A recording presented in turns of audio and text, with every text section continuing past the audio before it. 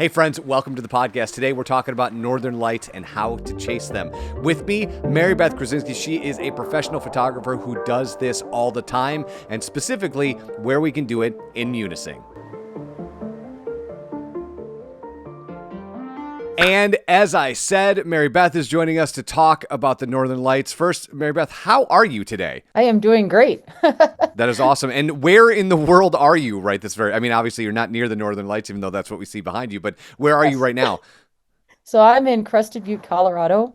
Um, it took me a good 24 hours to get used to the altitude up here. I had a pretty bad headache yesterday, but now I'm doing okay. So And all's good. are you out doing photography or just hiking or a little bit of both? What are you doing out there? A little bit of both. I was here for a work trip in Denver, NHRA, which is drag racing stuff. And then decided just to take the week to go explore around the mountains, which I never really get a chance to do. For those of you who don't know who you are a photographer who does some incredible work, which we're going to talk about. But before we get to that incredible work, how did this start? What were you doing before you kind of discovered that this was the way for you to kind of travel and see the world? Well, let's see. My photography journey actually started with drag racing photography, which is complete opposite of what I do now. Uh, super high speed stuff to long exposure, patience, waiting for things. But so I did that for many years. It's kind of like a hobby. I knew a lot of people in the drag racing world, and they always liked seeing their cars, and pictures of their cars. So I got a kick out of it, and I liked watching it. So it was a win-win. I stumbled into the night photography world sort of by accident. I really didn't think that you could take pictures of the night sky without like really fancy equipment. For some reason, I thought you had to have telescopes and all these things. And we were driving back from a car meet one night, and I put the camera on the ground and just let it do a long exposure. And I was kind of blown away with what came back on the other side of the screen. And then lo and behold, about like 3 months later, I have a star tracker. I have a new camera that can handle low light conditions better. It just kind of spiraled out of control. The Northern Lights thing came into play a couple of years ago. I was up at Tequamanon Falls, and on my way back, I noticed something kind of odd in the rear view mirror. So I pulled over and I did a test shot, and it was green, like green as can be. And I was like, oh, that's the Northern Lights. And how I tend to do everything in life, that obsession started to take over. So I started to try to learn everything I can about it, because that helps your chances in seeing them, especially at these lower latitudes. But it isn't not an exact science at this point. So we're all learning together, and we're trying to get more and more satellites up there so we have more data to go from. Sure. Well, and as I tell people who ask me about it all the time, I'm like, you got to understand, it's not like a movie. It's a solar storm, so much like a Yeah. thunderstorm. It might be heading towards you, and at the last possible second, veer to the right, and then you don't get it. And so, I want to talk about that, and I also want to say, your perspective on night photography before you do it is very much like mine. The very first time I went to Headlands, a dude Uh-huh. rolls up with like this giant telescope and a computer that's all in red, and he's like in it, like it's got a gyroscope for him too, so he's going around with it, and I've just got my mirrorless camera. I'm like, should I just go home? I should probably just go home, because like I don't even know what you're doing right now. This is like not a thing that I absolutely understand, but I was able to get some really cool stuff having next to no idea what I was doing. But I brought you on, one, for some tips on how to figure out those best times of years to come up to Munsing, Grand Marais, and kind of spots along the Pictured Rocks National Lakeshore to do this. And then from your perspective as an expert, what can somebody who doesn't have a camera, just has a phone, or has a low entry camera, what can they do to improve their chances to get a photo of the Northern Lights? And I know that's a lot of questions, so let's start with the first one. We're going up to All good. Munsing and Grand Marais. Kind of where should people go, and what should they be looking for both in apps and in the sky to know if they've got a shot to see it? In Munising Grand Marais area, one of my favorite spots is that Hurricane River campground that's in Pictured Rocks. It's Yep. super easy to get to, and it has a lot of good foreground elements to work with. So I like to try to have something else in the picture other than just the sky. And I find myself in a pinch, I usually end up there. Other than that, there's Grand Marais itself. I like that little town, and anywhere along that lakeshore, the Pictured Rocks. I've taken pictures at the 12 Mile campground. Um, and there's a little lake, and I'm drawing a blank as to what it is, but you have to. It's about 3 miles on a dirt road. It'll come to me, but there's a little lake over there that I like, and then on the other end of it, like if you keep going, Whitefish Point is a really good spot. Tequamanon Falls, there's a actually not even in the falls part itself, there's a like a DNR spot. It's like a boat launch that's kind of on the way up there. Alpha One, what is that road? 128 that goes up to Yes. Yep. Yeah. Yeah. yeah. So there's like a little pull out, and you can get down there, and it's a river mouth, and that's a good spot for Northern Lights too. I've been there before. So basically, that whole swath of land from Pictured Rocks, let's say Whitefish Point all the way to Grand Marais. So anywhere in there, there's a lot of pullouts that are kind of like overlooks. And what's great about Lake Superior in general is it faces directly north, Right. which is what you want. Right. Exactly. So you can't really go wrong. But the Hurricane River is one of my favorites, so I always will plug that spot because I love it. Now, Mary Beth, I know that patience is a big part of this equation, but what other things can people do to make sure that they improve their shots of maybe seeing the Northern Lights? So yeah, patience is a big one. And then just practice. Even if you go out and a solar storm doesn't happen, you have Milky Way, you have Orion, all these different aspects of the night sky.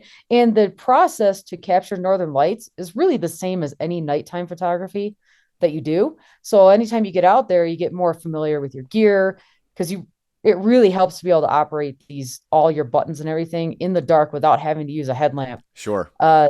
It's a sore spot with a lot of people, especially, in these, like if the media says something about Northern Lights and everybody's up there, headlights can really mess up images and just ruins your general night vision at that point too.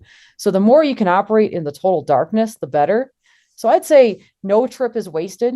Like if you get good pictures of the night sky, you practice your focusing at night, just compositional skills, all that stuff you can do regardless if the northern lights show up or not. So for me, it's always a learning experience.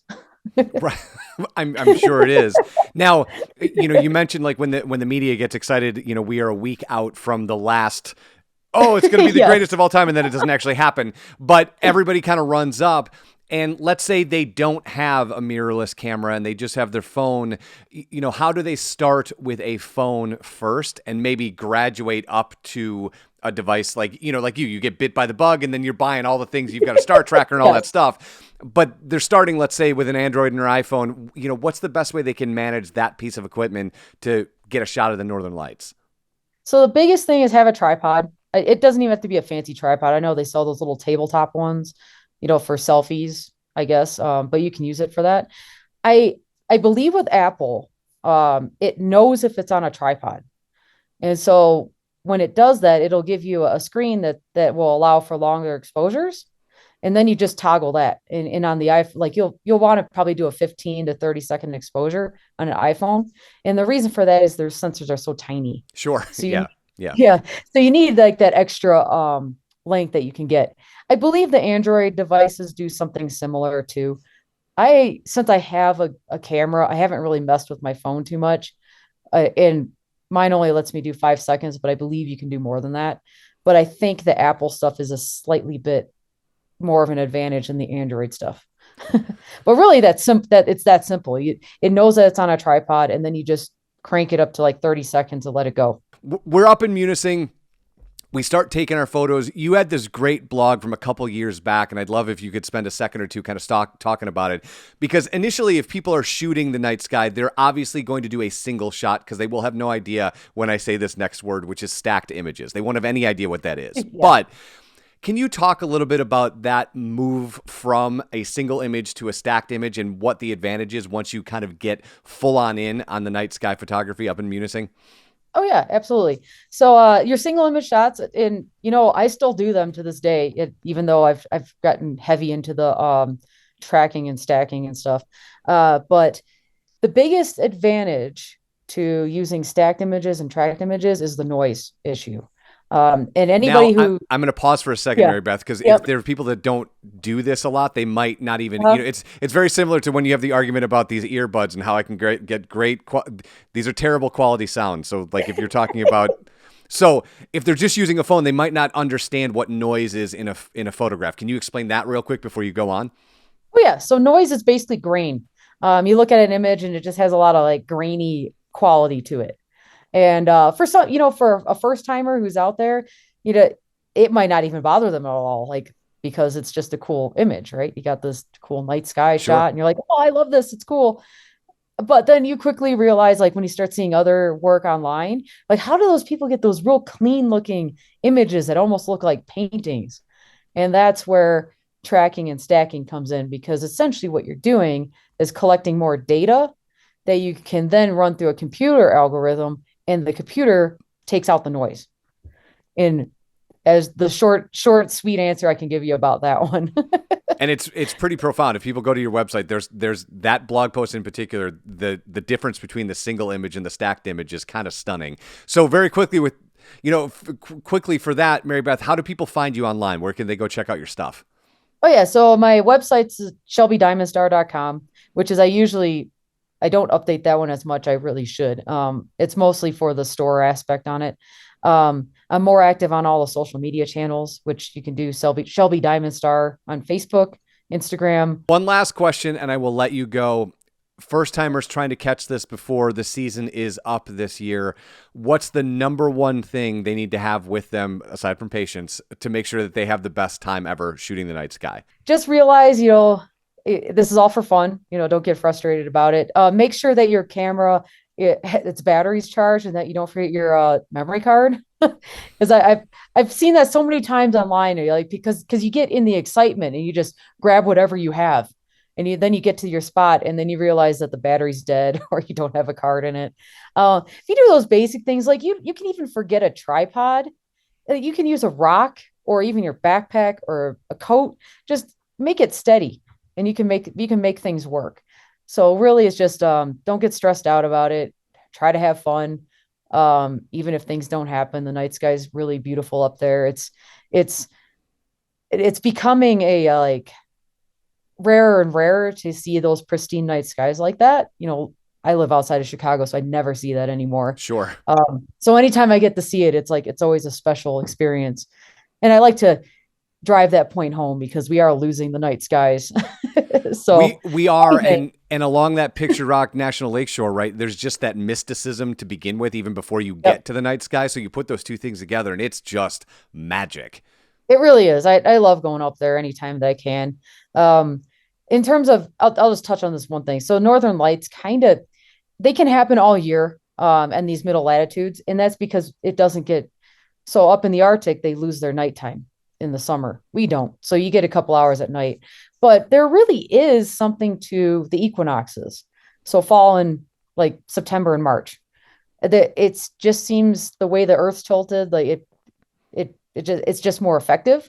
So if people are looking to up their chances of seeing them, maybe plan something in the fall or the spring. Summertime, we just don't have that much nighttime. And Yeah. then in the wintertime, it can be difficult because it's really cold. No, I go out in the cold a lot, but for some people, that's not really what they want to do. Yeah. Well, and sometimes, depending on how cold and how north you are, your camera doesn't want to do it either. So No, it gets frustrating. awesome. Mary Beth, thank you so much for the time. And we look forward to seeing what else you're going to shoot for the rest of the year. Yeah, thanks. Thanks for having me. This is a lot of fun.